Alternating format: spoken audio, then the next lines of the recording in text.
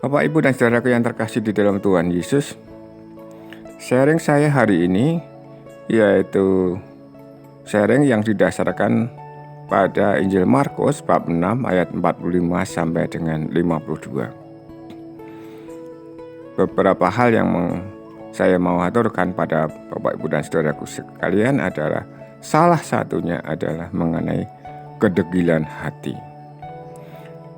Dari dulu sampai sekarang, Bapak, Ibu, dan saudaraku yang terkasih, kita para katekis, kita di masyarakat sudah menyatakan, artinya sudah memberi penjelasan kepada orang lain, mungkin secara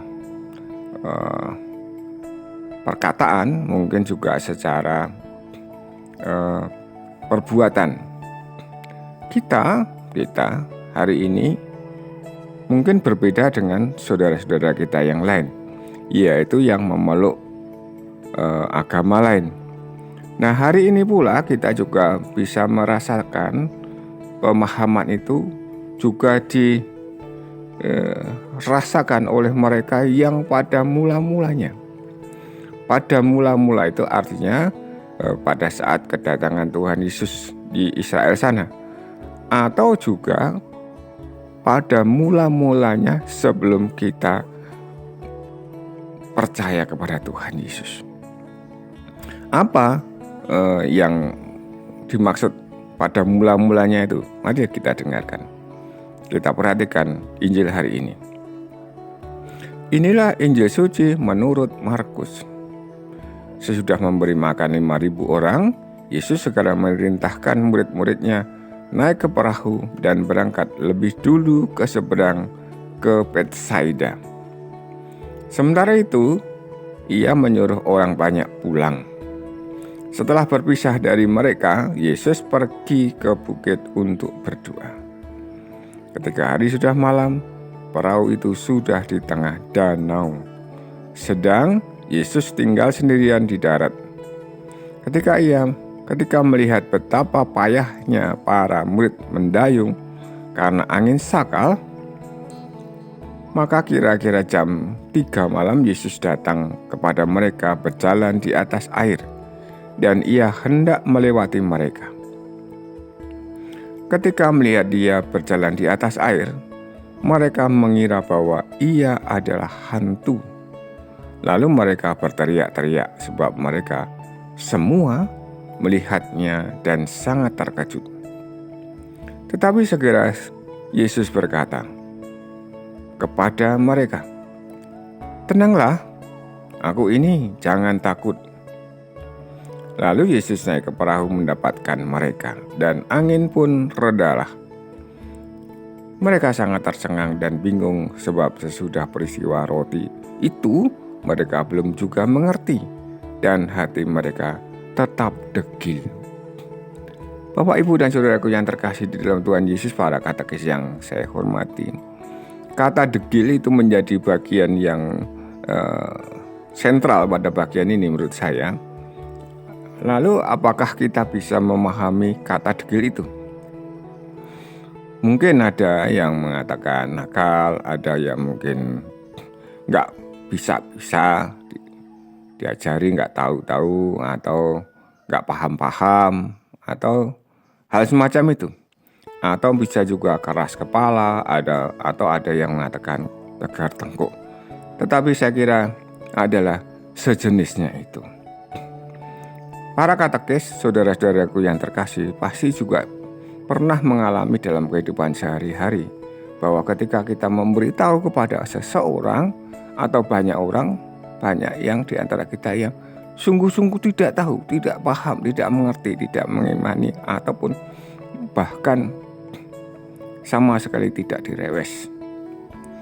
Nah, demikian pula Bapak, Ibu, dan saudaraku yang terkasih, murid-murid Tuhan Yesus pada saat itu, ketika sedang berproses di awal mereka mengikuti Tuhan Yesus, mereka juga degil. Mereka juga tidak mudah diajak memahami sesuatu. Mereka maunya sendiri. Mereka menginginkan sesuai dengan harapannya. Misalnya saja, Kalau Mesias itu harapannya juga supaya bisa menghalau penjajah. Kalau mengikuti Tuhan Yesus itu enak, tidak ada istilahnya kesengsaraan. Itu mau-maunya kita, maunya orang-orang pada zaman dulu dan sampai hari ini juga demikian. Kalau nderek Tuhan Yesus itu maunya semuanya enak.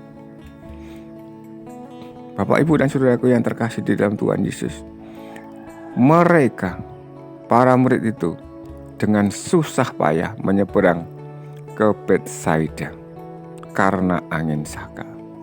Lalu Tuhan baru datang kemudian. Nah, setelah Tuhan masuk, mereka baru merasakan angin yang baik, lalu bisa melanjutkan perjalanan dengan perahunya ke Betsaida. Pertanyaannya, apakah dalam kehidupan kita masing-masing, pernahkah kita degil? Pernahkah kita tidak mau tahu? Pernahkah kita tidak mau dipahamkan? Dalam kehidupan sehari-hari, Bapak Ibu dan Saudara, bukan dalam hal iman. Meskipun memang pada sampai hari ini, di antara kita, teman-teman kita, saudara-saudara kita, tetangga kita mungkin, ya masih degil. Karena apa? Meskipun ada catatannya, meskipun ada pewartaannya, meskipun ada kenyataannya, orang tidak mau percaya.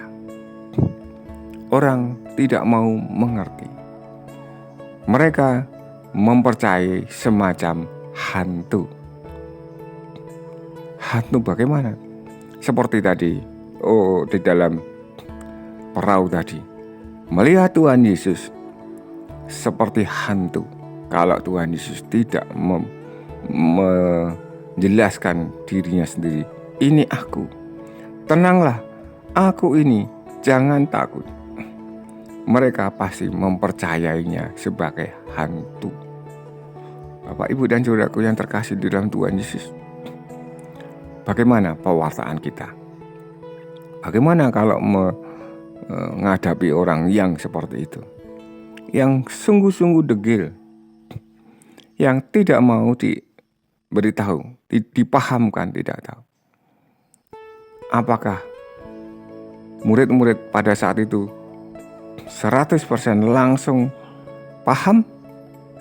Belum, mereka berproses.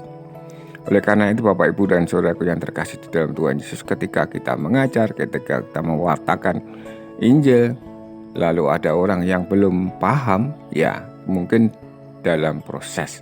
Kita tidak perlu harus langsung kamu harus tahu, kamu harus paham, kamu harus mengimani, kamu harus mengikuti imanku, dan seterusnya.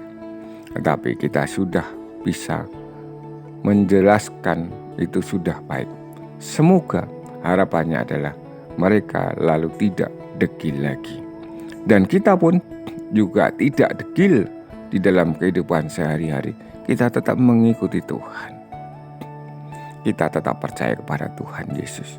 Kita tetap mempercayakan diri kita kepada Tuhan Yesus. Amin.